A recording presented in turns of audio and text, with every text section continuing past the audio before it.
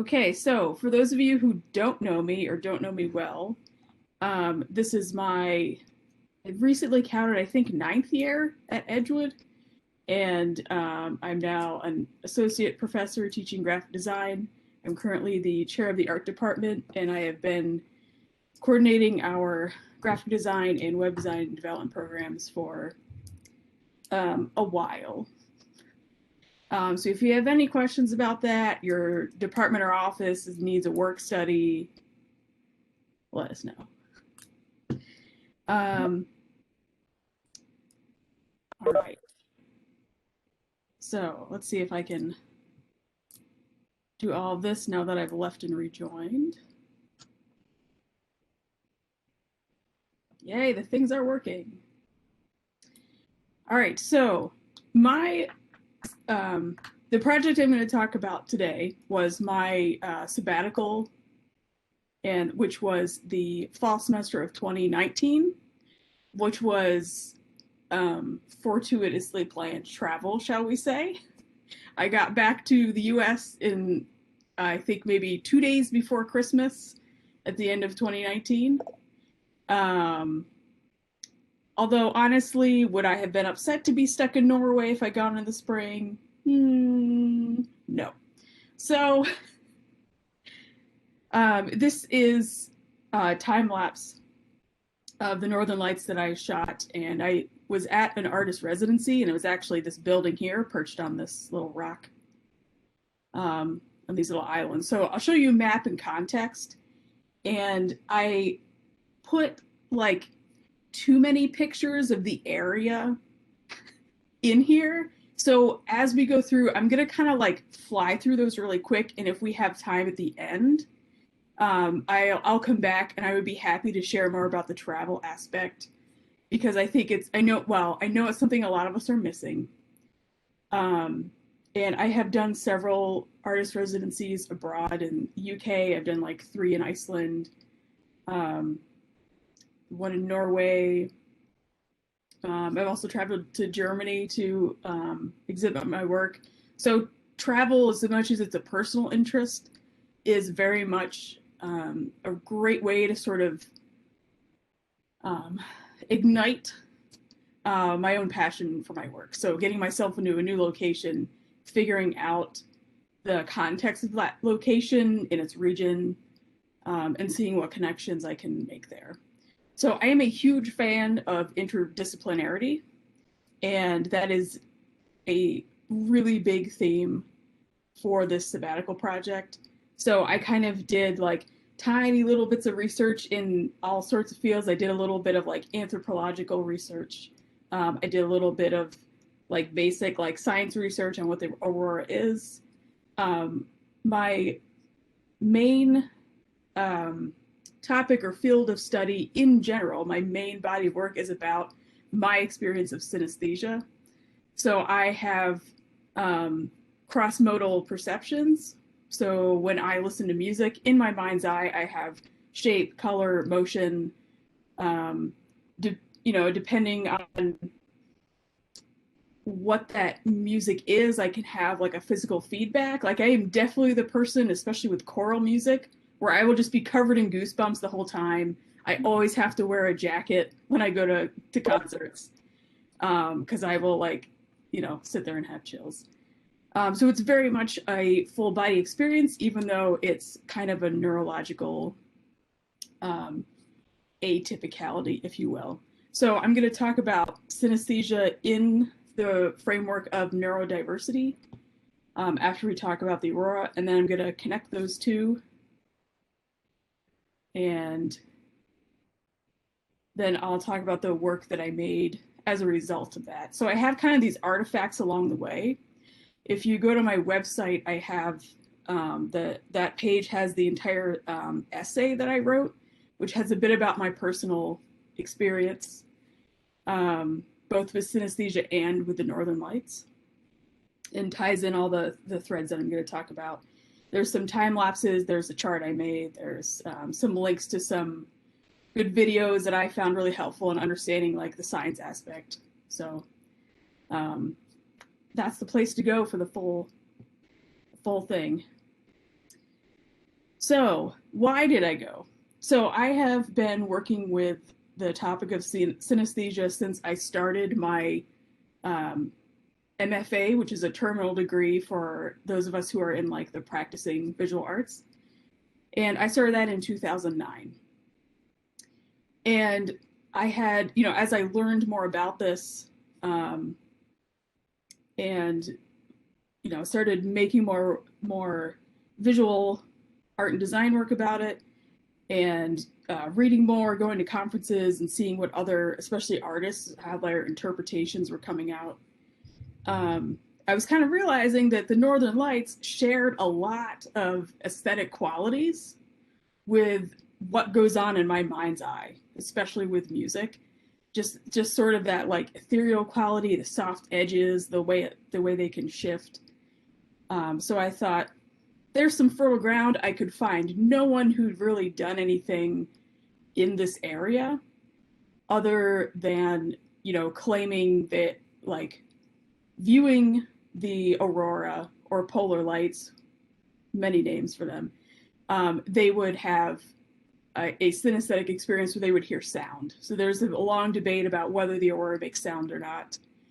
And it's still not solidified. The like main guy in the field has given it a solid no, but he's also been extremely dismissive and doesn't really believe that synesthesia exists at all, which was kind of a shocking find because I was like reading his, I think it was a conference proposal. So that was interesting, which really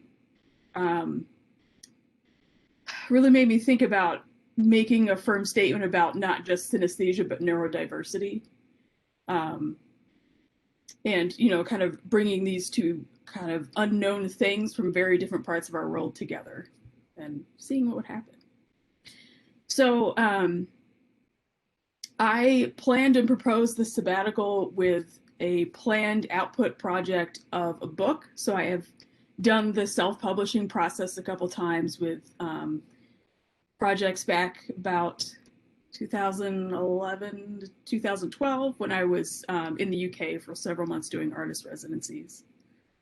And I thought, there were, several reasons for sort of like where I was and all these new things I have to pick up because my field changes based on the media available. So it is constantly changing. I'm always picking up new things and updating. And sort of where I was in that journey, I was kind of thinking like, well, I could do this as sort of like a perfection exercise. And the moment I saw the Northern Lights for the first time, which was on this trip, the moment I saw them move, that entire plan, I basically like threw over the boat because I was on a boat when I saw the lights the first time. And I was like, well, I gotta come up with something else because I can't do this without movement. The movement was just too essential to it. So that sighting occurred way up here in the territory of Svalbard. So Svalbard is actually a very special international territory, although Norway sort of like generally has responsibility for it. There was a treaty signed several decades ago, and any country that signed the treaty, their citizens can live there. They can do, or the country or universities from that country can set up, scientific research stations. The countries can plant settlements with restrictions about like nothing can be related to the military. There can be no aggressive action, things, basically a peace treaty. So it's a really interesting place. It's extremely far up in the Arctic, as you can see. It's about like 78 degrees north. The Arctic Circle starts at 66 degrees, which is kind of right around this area here. And it's actually so far north that during the sort of center of the aurora season, they're so far north, they actually don't see much of the aurora. So they can see it in like the late fall, and then they can kind of struggle to see it because usually the band is dipping below them. They're just that far north. So incredibly special place, actually quite easy to get to from Oslo. Although you do have to hop out of your plane at the top of Norway in Tromsø, go through passport control, get right back on the same plane in the same seat, and then you can hop over into that international territory. So really fascinating place. It very much has the feel of a like a frontier town, and you're surrounded by this sort of like ghostly Arctic landscape. These pipes here are carrying hot water. No one can be buried because of the permafrost. And they had an old cemetery incident where the permafrost shifted and very well preserved bodies were coming up. So it's like illegal to bury a body in this town, which is called Longyearbyen, the main town on the island. So very unique place. And the first time I saw the Northern Lights, I had taken sort of an all-day boat cruise to this abandoned Russian mining settlement, which was real spooky because I had been in Moscow for a week. I think it was the week before I was in Svalbard to speak at a conference. And all of a sudden I was seeing all this Russian architecture popping up and like the, you know, the alphabet, and there were like some words I could recognize, but it was an absolute ghost town. So, oh yeah, I got to go dog sledding. That was fun.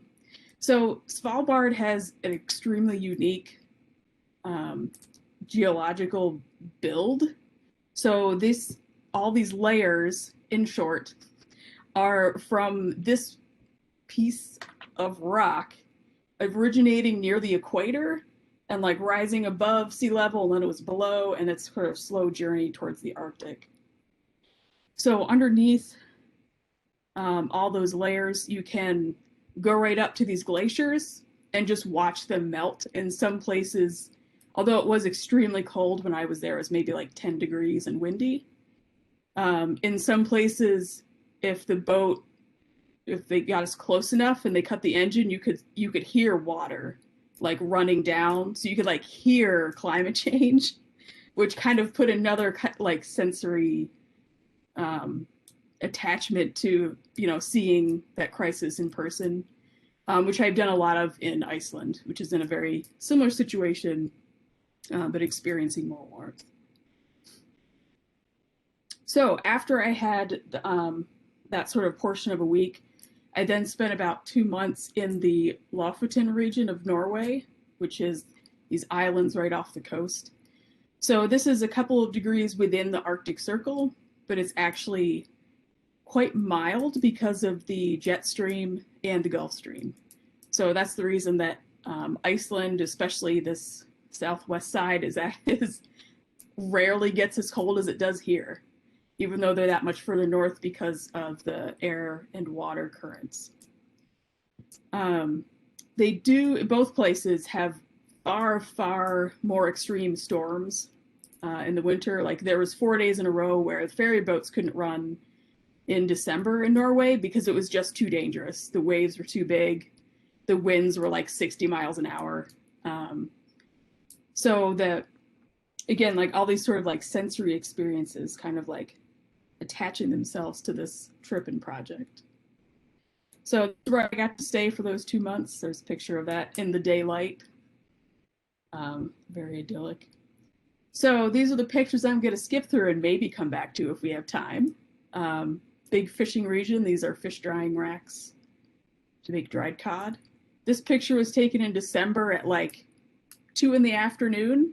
It was about as bright as it got on a cloudy day. We didn't literally see the sun the last 2 weeks I was there. There's lots of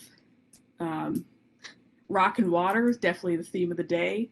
And I got to learn a bit about hydropower, which is most of this Norway's source of energy.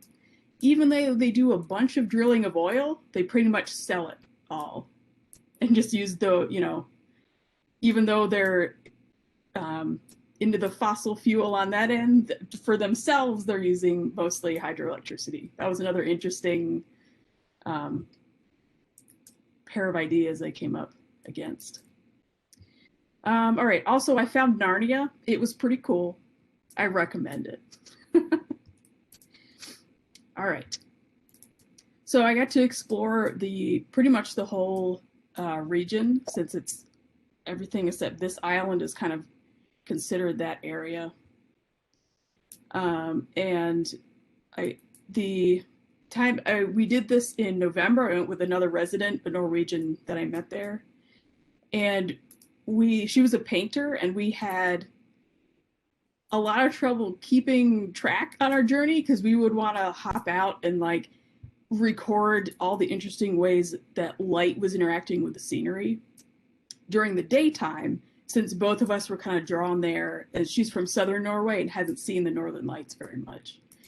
So we were having, it was interesting to share those experiences with somebody who thinks and works differently, even though we were really, passionate about like the different roles of light in this region.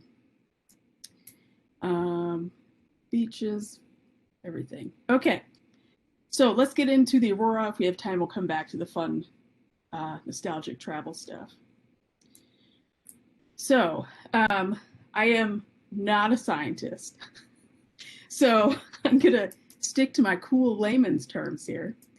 So in short, the Aurora, which is both northern and southern lights, also called polar lights, the counterpart to Aurora Borealis, which is the northern lights, is Aurora Australis, meaning southern lights. So charged particles form a solar wind that come off the sun, often from, if there is a solar flare, we will, in, I think it's maybe a couple of days, get sort of the resulting solar wind that's got more of these charged particles. So most of them are deflected by our magnetic field, because that's what our magnetic field is for here on Earth. Our general protection from, stuff flying off the sun. But some of them manage to sort of like slide back along some of the charged lines in that magnetic field. And they basically make it into our upper atmosphere layers. So once those charged particles get there, they have this energy and they want to give it off. So if you remember back in like your basic chem days, when there's a transfer of energy, the particles involved basically are, all right, we need to like do stuff with our electrons and then get back to normal.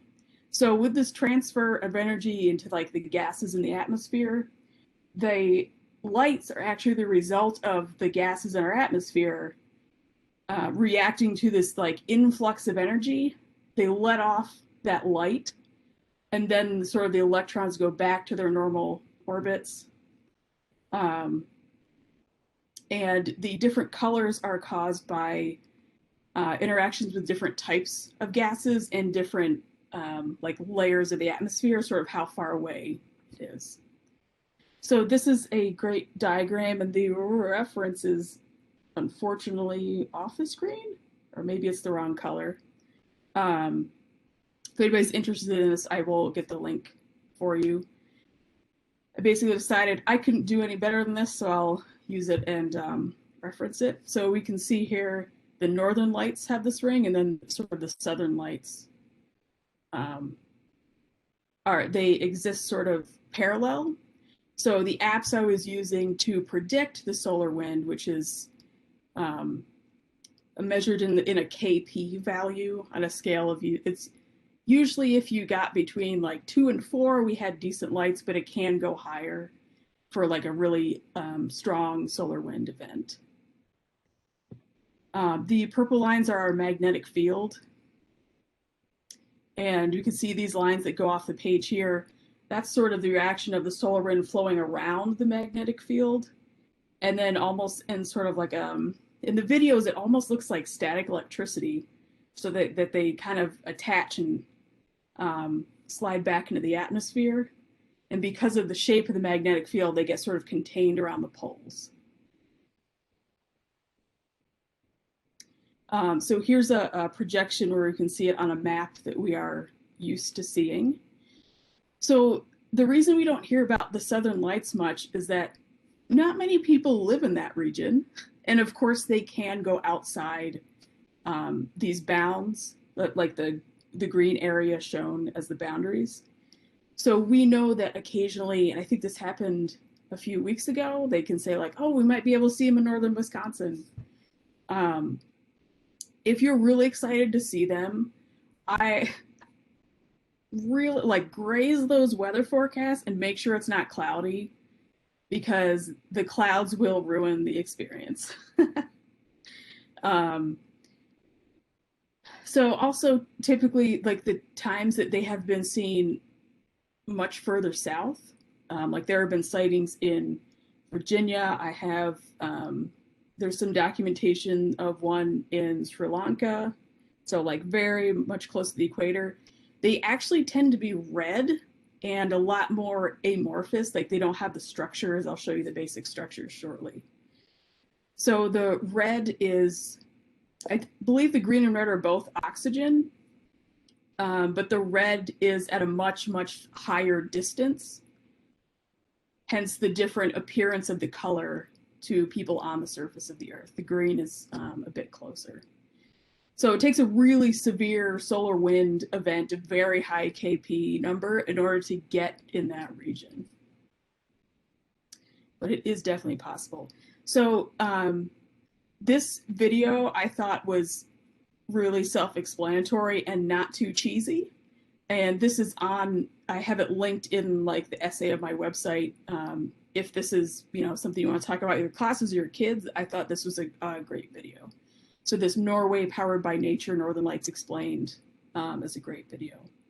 So I won't take the time to play that now, but I do recommend if you want to know more about it. All right, so main patterns.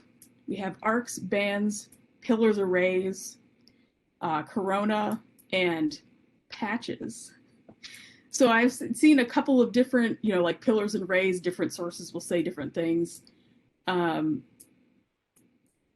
The patches was definitely the author I was reading when I was, you know, gathering this information. There was one book that was basically said like, there's no technical word for this, so I'm gonna call them patches. So most of these are my photographs except the last one. So this photo has arcs in bands. So this low arc here where you basically can't see the ends of it. So that would be considered an arc, whereas these that make shapes and you can like see a continuous line would be called bands. This one, if you look at the bottom of like this band here and the bottom of this one, you can see a slight orangish red tinge. It was actually very hard to tell what color that was. It was the only time that I saw like a very distinct color difference. So again, that color difference is there may have been nitrogen also involved. It may have been different distances. It wasn't just sort of oxygen at that one level, which is responsible for the green. So this, looking over the town, we would often get these sort of like lumpy looking bands, and they would almost look sort of like snake-like because the sort of twists in them would like sort of like move off the band and then disappear, and like another one would come along, almost like it was a huge sky serpent eating things.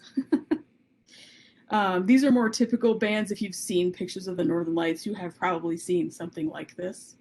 So they tend to look like they are almost like a three-dimensional strip of like ribbon that has that looks like it's sitting on its small edge and like sort of sitting vertically and wrapping that way.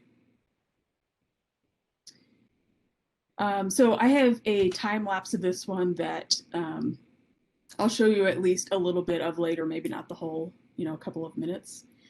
And this was an interesting night because there were some clouds and the interplay was interesting. So this patch here was almost sort of like unraveling into this band that just sort of went up into the sky until you couldn't see it anymore. So it was almost sort of like there was a ball of yarn and it was being pulled up by some large, nefarious, invisible cat. And this is sort of a similar case, although there was an arc, and sort of the middle of it was sort of continuously being pulled up into a band that sort of kind of went up and over our heads. The night I took this one, they were moving so fast that in order to get the camera to, you know, record the color and the surroundings anywhere near what it was supposed to, it was hard to get like a clear snap because it was moving too fast for how long the exposure you needed at night, which if anyone has done any like manual, you know, night photography, was actually quite a bit shorter than you would expect. So typically I was leaving the shutter of the camera open anywhere from like 4 to 15 seconds, depending on the lights.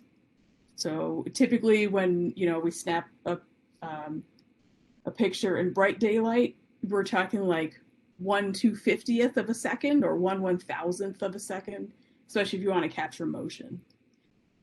So quite a difference there. And then the pillars and rays, I didn't see a lot in our region. And you can kind of see them in this picture, like reaching, it looks like they go straight up into the sky. And if you're underneath a lot of those rays or pillars at once, then you'll see a coronal display. So this is actually, it's not quite as bright. This photo has definitely been pumped up in color. They do not appear this bright in even strong typical displays. So cameras really will soak up that green because they collect red, green, and blue light. And because that green is so close to that pure, you know, green, you know, digital sensor light, they are really, if you look at sort of like the histograms of the way the colors absorbed in your pictures, the green one just spikes right up. So this, though, like a bit toned down, is what I saw on that boat when it was like pitch black, 8 degrees out in the high Arctic in Svalbard. And when I saw this sort of like snaking its way over my head, that's when I was like, well, if I don't do a project with motion, like I'm not saying what I need to say. And that's when plan went out the window. So if you are planning some trip like this, even if vicariously for whenever it can happen, I'd be delighted to talk to you about it. Really depends where you're going. The key to my having gotten so many pictures is that I was there for several weeks. So it's actually quite risky to plan a trip somewhere for a week. Although I've learned from a couple Norwegian residents, there are kind of some more, if you go inland a bit towards the Swedish border, you don't get as many clouds, so you have a better chance. And it's such a normal thing there. They just, like, they go about their day and their night, and they're just sort of like, you know, Northern Lights, no big deal. Okay. So this is the time lapse for where that there was that patch and it was sort of like moving up into the band.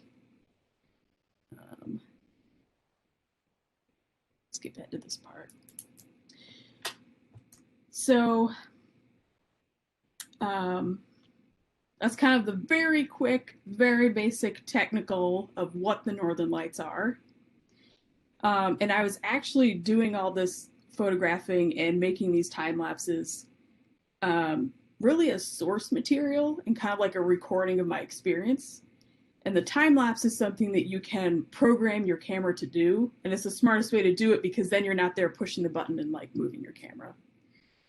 So it was kind of nice because I could like pick my location, set up the shot, you know, do some test shots, set up my camera, and I could just stand there and like stare while my camera was doing the work of the recording. And then I could just come back and process them.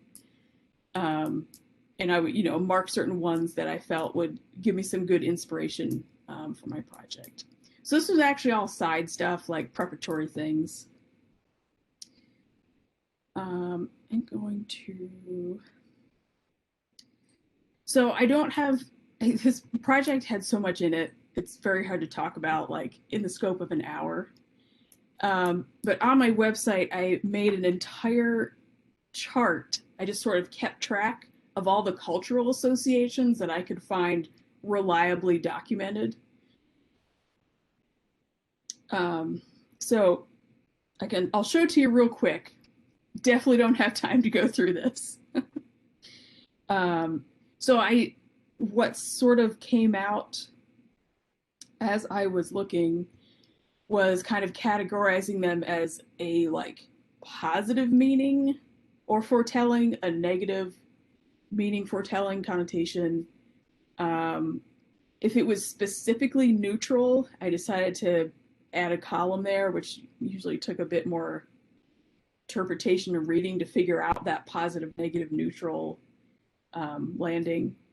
And then the biggest categories that seemed to come out were associations with fire, animals, spirits, or some spiritual connection, a specific ancestral connection, which may or not be considered spiritual depending on the culture of context, and then sort of a predictive quality. So the sort of a couple extra interesting ones in here since we don't have a lot of time. We've got everything from the like Greenlandic native population, sort of, it's a very specific thing about them being the spirits of stillborn children or deceased children. It's from the context, I think it was quite young children, although no one ever kind of put sort of a an upper limit on the age, but it seemed to be young or stillborn children that were dancing and playing. So they could, perceive it as, knowing that things are okay, even with like the grief on earth, they saw that as like, a celebration in spite of the grief that situation had caused. The foretelling ones are kind of interesting. They typically happen with the more southern ones. So I mentioned the one in Virginia, which is widely documented in a lot of journals and a couple of military records before the Battle of Fredericksburg. And it was a Confederate unit that saw that the sky was turning red. And they were like, well, this means God is on our side. And they did win the battle the next day. So the ones that happen further away tend to be red because of the, the distance from the pole and the fact that it has to be an extremely strong solar event. And they're probably only seeing it at like the very top of the atmosphere where they're getting that red color coming through to like the, the levels of the atmosphere to the, human viewpoint on Earth. So think of the sky turning red, think about the psychology of the color red, is a lot more intimidating, especially if it's a rare event. Then a lot of the Scandinavian and like far northern cultures who saw them all the time intended to have more positive connotations assigned to them. So that kind of divide was also sort of kind of rising to the surface. So this chart actually started as a way for me to organize these and like see if I could find patterns, and I just sort of decided to make it a thing and publish it on my website just as part of my preparatory research. So lots of stuff in here, but we're gonna head back to our slides here. So shifting gears from the Aurora, I want to talk a little bit about neurodiversity, which in simple terms is just simply recognizing the very real natural variation in human brains. So this could be differing tendencies in learning, sociability, attention, sensory processing, any mental function. There is diversity in it, which as educators, I think we are hopefully a bit more sensitive and tuned into than the general population. So there are all sorts of things that align with neurodiversity and fall under that definition. So some more common ones that we may know and come across in the classroom: dyslexia, ADHD, dyscalculia, autistic spectrum, Tourette syndrome, and synesthesia falls under this as well.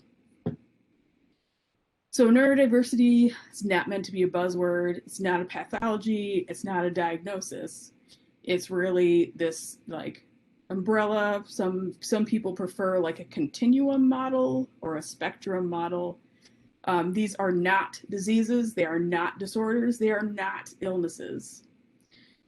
So there has been a lot of talk in the synesthesia community now that synesthesia is a more widely accepted, documented, and studied thing.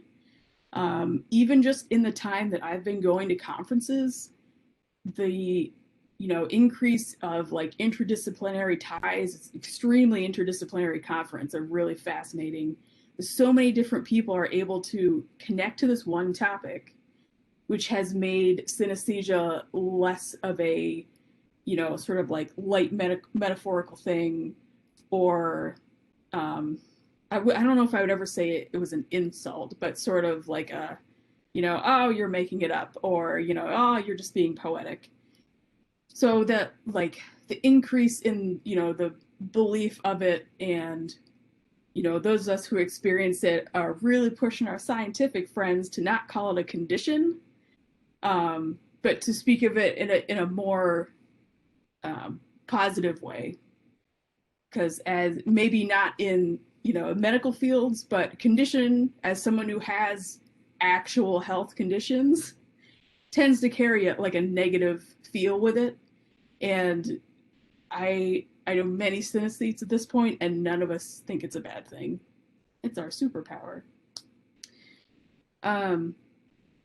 So thinking about that, neurodiversity, including synesthesia and all those other things, it really highlights the so-called normal human brain is really just an illusion, perhaps a social construct. So just as humanity is a sea of skin tones, hair textures, eye colors, body shapes, every brain is unique to the individual. Some things are hereditary, some are not. There's so many dimensions to this idea. So the term was actually, the neurodiversity term was actually coined, I believe it was 1999, by, I believe it was a sociology grad student in Australia, who was on the autism spectrum.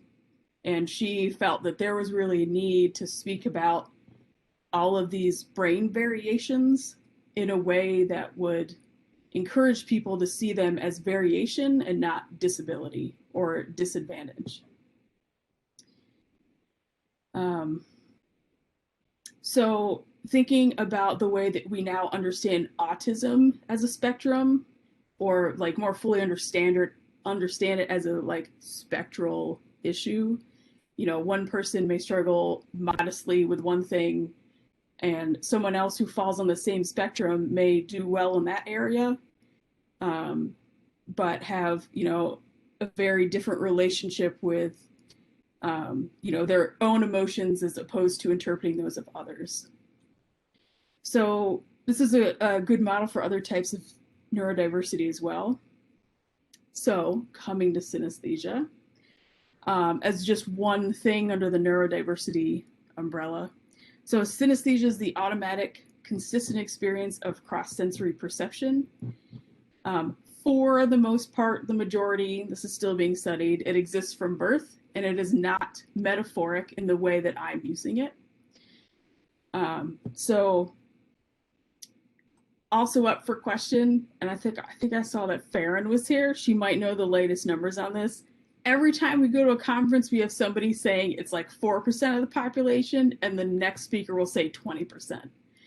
So it's a tough thing to measure because a lot of studies rely on like self-reporting, or they'll use like one specific type of synesthesia. So knowing the prevalence in the population is a bit tough. the more I've like lived with it, known it, studied it, experienced, it myself and being with other people, I'm thinking it's higher than 5%. That's kind of my gut feeling. There are, as Farron posted, widening criteria of what synesthesia is. There are things like the inherent way you picture a timeline. Some folks have like almost like a spiral one, or they picture the year as sort of like a disc that they are in the middle of, and the current month is in front of them, for example. Um, or like I will somehow end up like I don't try this. This is just how my mind works. Certain colors will get assigned to like my week in certain ways if there are things I'm not looking forward to. I did a project of thinking about time retrospectively and kind of tying in some of those colors and emotions during a time when I broke my leg right in the middle of grad school. So there was a lot going on there, and I, set that up as a calendar. So many, many types of synesthesia, even though this project focuses on the, sound, motion, color relationship. So having inherently assigned colors for letters and numbers is the most studied form of synesthesia. It's called grapheme color. It seems like that's the most prevalent, but it's also the most studied because it's easily controlled. It's tied to a language, it's a set system, can easily test people for consistency. Having personalities for letters and numbers or colors is also one of the ones I enjoy hearing about the most. So I have a set of personalities that are attached to colors. Again, I didn't make these. As a graphic designer, they can actually be kind of tough to deal with because there are some colors who are people I would never hang out with. And if I need to do a project and one of those colors represents a brand that I have to deal with, like I just have to make the best out of that color and rely on my knowledge about the colors that will complement, highlight it, work well with it. So it can be, there's like a interesting, some dissonance that can happen there.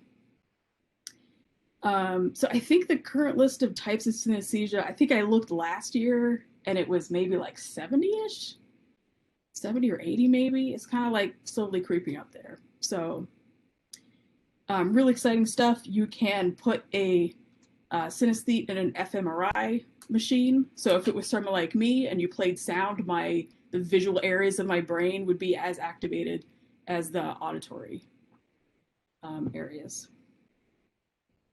So we have a lot of these phrases in English and they show up in other languages as well. So these are all, if we really think about the words being used here, are not necessarily the adjectives or descriptors we would normally use to describe these nouns.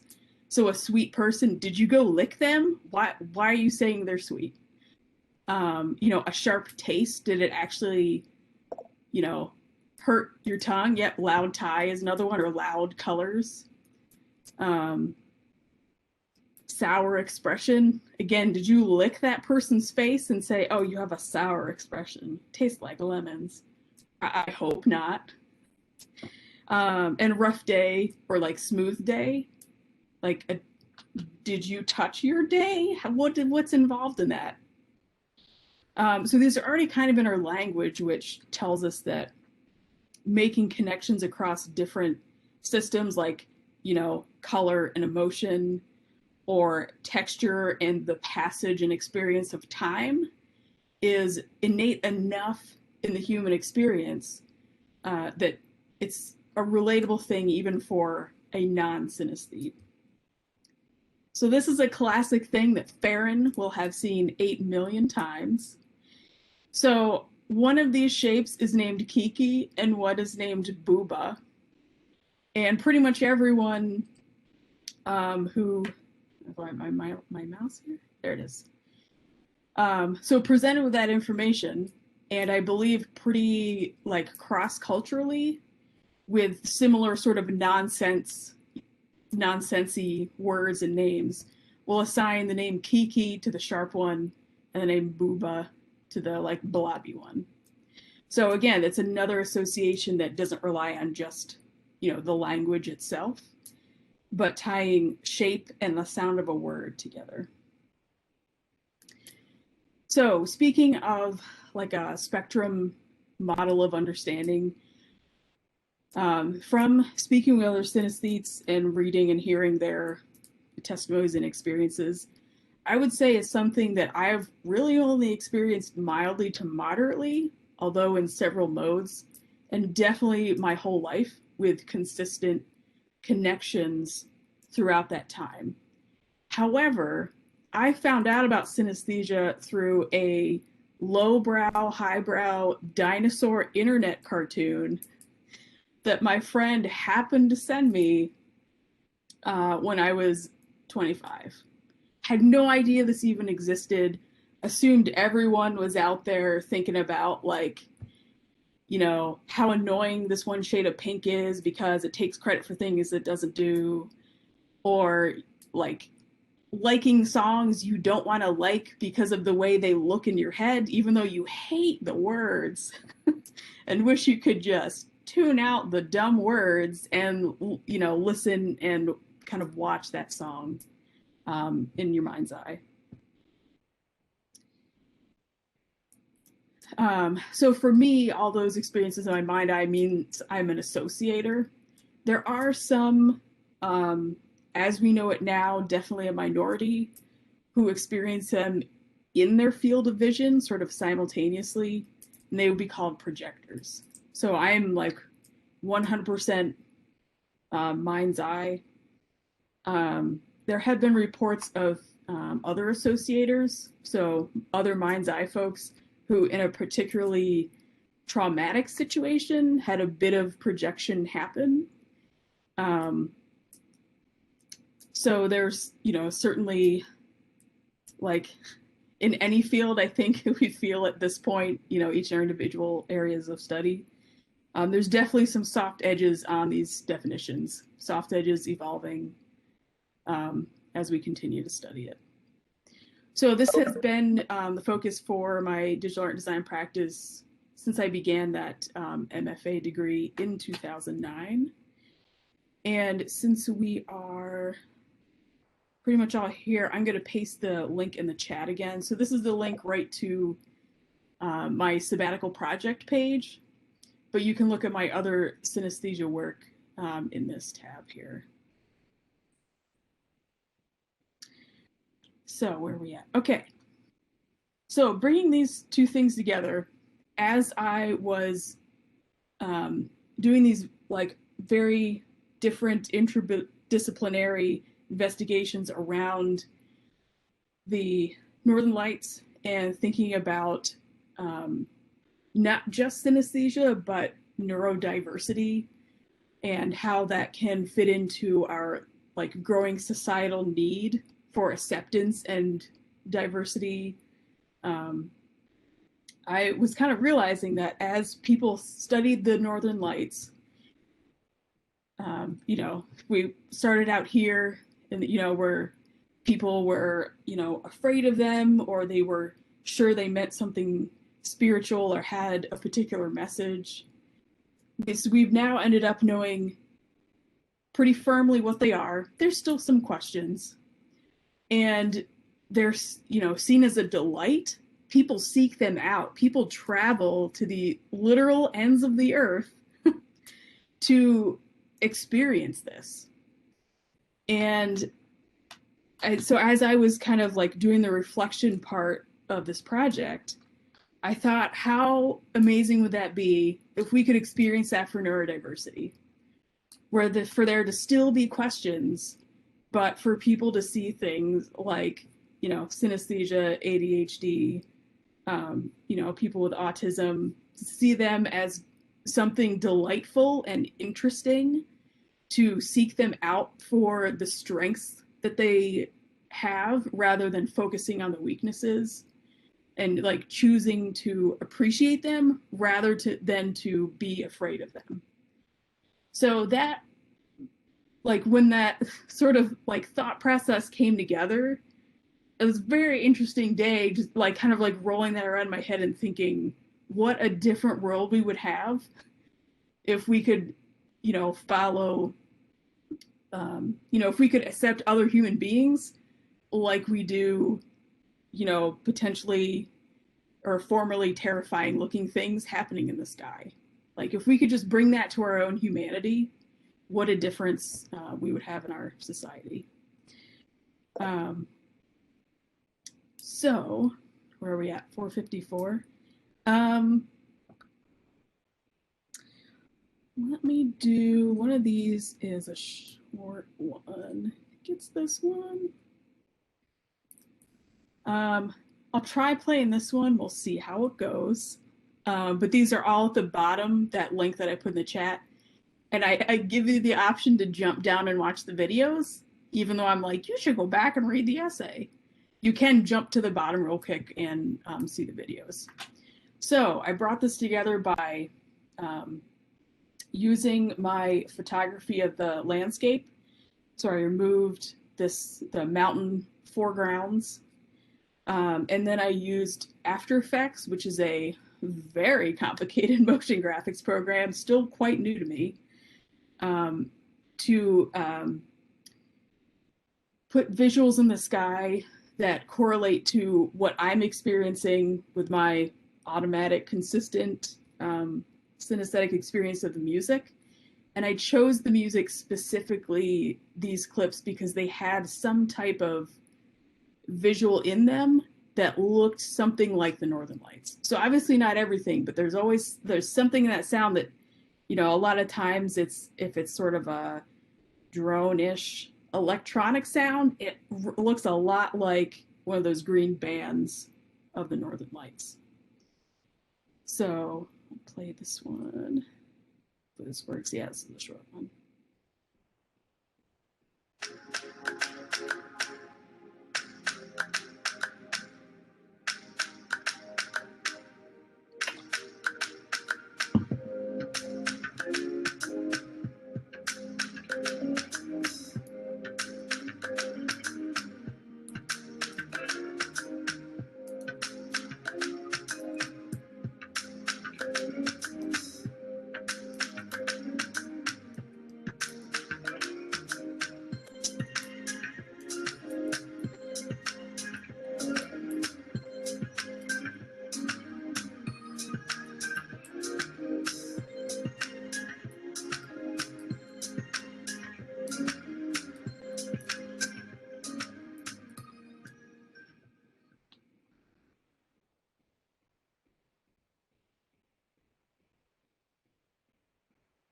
Okay, so that was my shortest one. None of them are particularly long. So I have a related project that is in progress now where I am creating a silent kind of reenactment of the Northern Lights, all done in motion graphics. Like I've programmed and created the whole thing. And I'm collaborating with a pianist and composer who has the opposite synesthesia, where when she has like a visual experience, so a lot, like it could be landscapes or like an abstract art experience, she will have a sound reaction, whereas like to me the visuals are a reaction to the sound. For her, the sound is the correlation with the visual. So she's going to compose a piano piece based on her synesthetic experience of sound, and I'm going to layer those two together, and then I'm going to take her composition and create the graphics of my experience, and they will be pretty much completely different. So we have sort of like the corresponding synesthesias, and we're going to put them together and kind of celebrate the overlaps and the differences. So we are about like halfway through doing that. So we're almost at 5. Are there questions? Or do you just want to see pretty travel photos?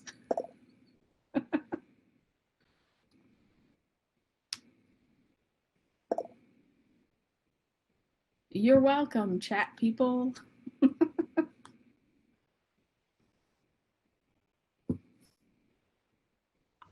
Carrie, I have a question about the mechanics of taking the photographs.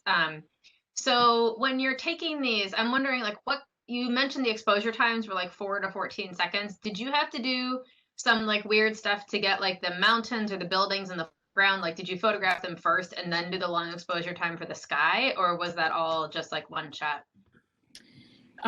You can do that. I stuck with the one shot because it wasn't my primary goal. Um, the biggest, let me see, where can I, so some nights I decided I was more interested in like the lights than trying to get like the landscape. The focus is really the toughest thing because automatic focus struggles at night. So if you put the focus, I have like a ring on my camera that I can assign different tasks. And it is not a super fancy camera. I assigned it to a manual focus and there's a spot that's like infinite. And that did the best job. So it did take some experimentation to get the right. And like the earlier pictures, you can tell I was like a little too far this way, a little too far that way, and so it definitely took some experimentation. So I've done loads of photography. I have my undergrad degree is as much photography as design. I did this throughout my MFA.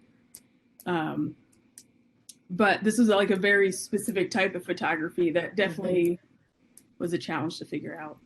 And also like every night would be different, or if you looked, straight north as opposed to sort of like sometimes like slightly northeast of where I was, we would get this cool, like from behind that mountain with the snow on it. And even just turning a bit would kind of change the variables. So a lot of reading up beforehand and trial and error once I got there. And I only had my camera on my tripod blow over into the snow once because I saw a fox and got really distracted. Because I was like, how did a fox get on this tiny island across the like 1-lane road bridge? So managed to come back with a camera in one piece. Carrie, I have a question about the photographs too.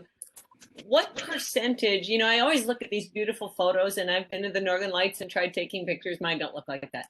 So I always wonder how much of it is all the post-production, or you take the great picture, and then what percentage of all the stuff that you do is really in your manipulation after you've taken the picture?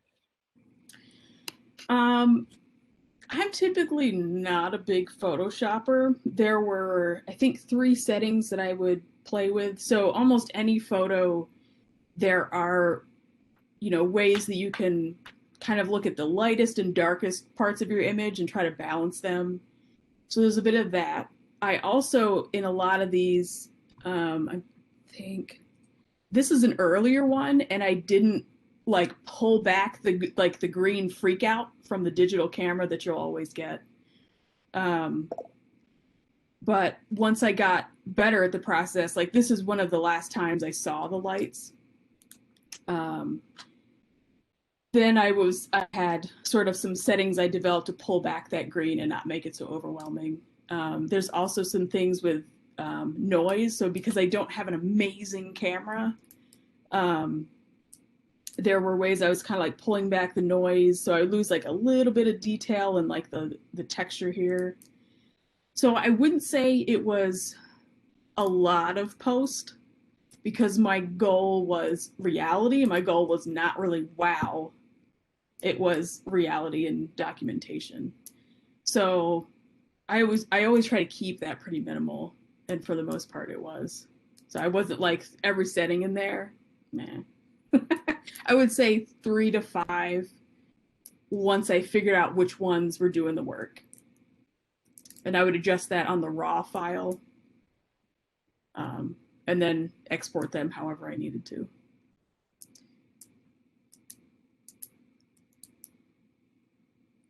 Other questions? Zayla? I have a question. One of the things that I do sometimes is I listen to music and I get out a piece of white paper and a brush dipped in black ink, and I just move the brush. I don't think I'm a synesthete, but I just wondered if it's something that you've done with your students to sort of encourage this, which I think is an amazing ability. I haven't done too much of that in class. I did used to have this experiment where I made them leave all their stuff in a room, and we walked down to the lake shore on a day where there like it had to be like really sunny or like windy. It couldn't just be like a blandly nice day. And then we would come back and I would tell them they had to make an image of some kind on the computer that had no, like it couldn't have any photo, like couldn't have anything realistic. And that, they had to like describe the sensory experience. So since we rearranged our curriculum, it doesn't have a good fit anymore, unfortunately. But yeah, we have some holes, like when we have a digital fine art class, and a couple of times I've, spoken to that class and showed my work as a sort of cross-sensory example there. But, yep. I can't see the whole. I have my hand up. It's yeah. Jen. Okay. I saw the little like the thing popped I up. missed whose name it was. Carrie, I just want to say this is amazing, and I hope it's okay to say that Rebecca and I were trading messages like, "Oh my God, Carrie is so cool" the whole entire time. Like that was basically what we were saying back and forth.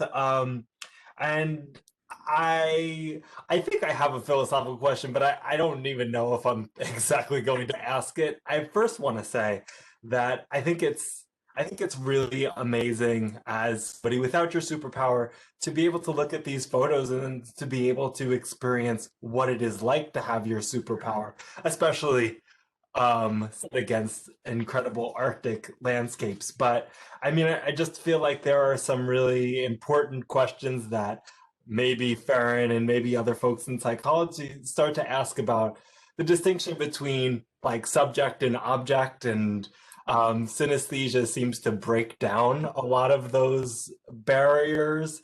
And oh, Carrie, cool. This is looks like something important. So, I mean, maybe perhaps this is more of a comment, but can you talk about subject object distinction and what you think your superpower says to that kind of, I think, very deeply neurotypical or neurobland notion of what reality is? Yeah. So I'm definitely not a philosopher and not into the philosophical subject object thing, but I think like thinking about the power of synesthesia or even like neurodiversity as a whole is barrier breaking. And even thinking about being someone who is creative, I don't always call myself an artist because it's a term that comes with baggage. And I'm not always comfortable with that baggage or my like personal heritage and how I got into design and my family background being like engineers and everything. But the more I have been able to live as a like 50-50 left-right brain, even though that's not like a literal thing, but I am so 50-50 that I feel pulled in both directions. And that's kind of the feeling I was getting as you were asking that question. So, like there's my literal experience, like, physical experience in the world. Like I am listening to this thing, and then my mind's eye is like, yeah, but there's also this. And it's completely subjective. No one else experiences that exact same thing. And there's always like, at our conferences that like synesthetes, we might kind of like joke with each other, like, oh, you need to take vitamins, get your colors right. But at the same time, we understand that like it's all mishmash and we are there to like enjoy you know, breaking the boundaries between what is supposed to happen and what actually, you know, happens for us. Does that address your question? Absolutely. Okay. Yes. So this page that I brought up probably has the most information about synesthesia. So back in the 20s, through some today questionable methods, including some high-powered drugs, there was this guy who had a collection of people with a different, like there were, I think, some migraine folks in here. There were some people, he was slipping some mescaline. There were some synesthetes. And he came up with this, like those kind of common denominator shapes that people were experiencing in their mind's eye or as a projection during those different experiences. And we still look at these form constants today. And this is a series of photos that I've been doing since, I think this was one of my earliest ones in my first semester of grad school. And this is when when I was playing my sabbatical. This is when I just got into a juried show. And I have so many of these. They're in like the headers on all my website pages. So, you know, these are the photos, and I was thinking about the Northern Lights and, you know, the aesthetic qualities that a lot of these share. So it was this series of work that I had started not long after I found out what synesthesia was. So I had like defined it and then realized like I was absolutely having this experience. And this work especially, I did sort of like some cataloging and things that's in an old format. I need to, because it was in Flash and Flash is dead now. Some specific cataloging of experiences, but this just like getting at the aesthetic of it using really, really cheap materials. Like some of these things I got at the dollar store. I was like, you make light, I'll buy it. Throw it around in my bathroom, good things happen. So like being able to do these very quick and gestural things that gave the aesthetic, I felt like I was gaining the language to really describe what was happening in my head rather than relying on my tendency to like, especially at the time, I've definitely like gained some, you know, skill here to kind of like over engineer it and be like, this is triangular and like represent it with a triangle rather than a vaguely triangular thing with soft edges that kind of also goes like bloop. So that like this series has also played a pretty critical role in that sort of, you know, literal and non-literal and subjective experience. Some of these photos, I believe now in the atrium of the stream, if anybody's going to campus, I designed this series of like 10 big posters. Since we can't really put headphones out for multiple people to be touching and breathing on and, you know, playing those videos because we, you know, I had planned on doing a gallery exhibition. So if you're on campus, I've got big posters there that kind of tie this series into where I ended up with the Northern Lights. Any other questions? Okay, I have another one. You mentioned briefly that this researcher also studied people with migraines. So is there a link between like the aura you see with a migraine and synesthesia? I'm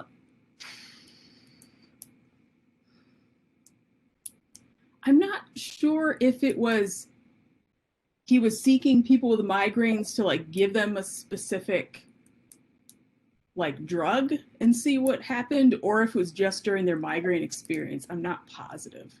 Yeah, Farron says related.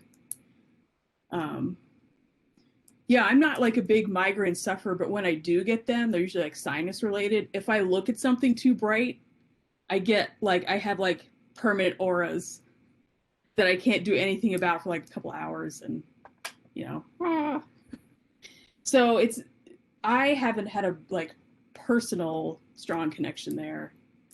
But I would absolutely believe it. I know other migraine sufferers who have had more like visual effects happening during a migraine stage.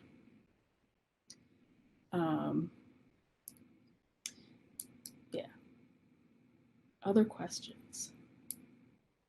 Perceptual phantoms. Now that is a band name.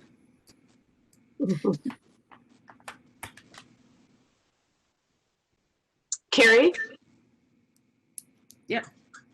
Carrie, it's Rebecca. I found it really fascinating your comment about colors and assigning personalities. I've never heard of that. Do you ever do certain emotions make you see or feel a color, or is it more just you associate a personality with a specific color? It's more like colors to me are sort of like people that I know, but everyone else just thinks of them as a color. And I'm like, yeah, but this one has like done this and that, and it's a natural leader, and people like to follow it. Like navy, that to me, that's navy blue. I do have a couple of projects related to it. This one I did.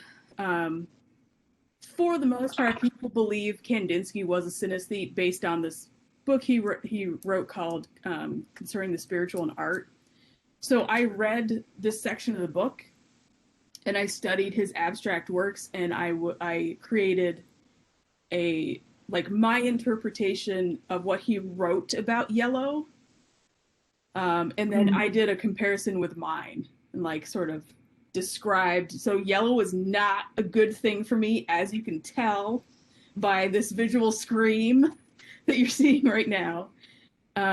So I kind of made similar notes on my perceptions, and I, visualized them. And there are references to musical sounds in here as well. And also, trying to think of a good one for a personality.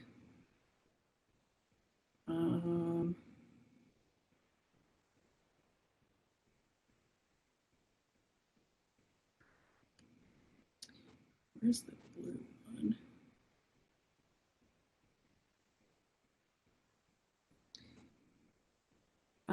So for me, the associations with navy blue, thinking about being the leader of colors. I also, let's see, is it green?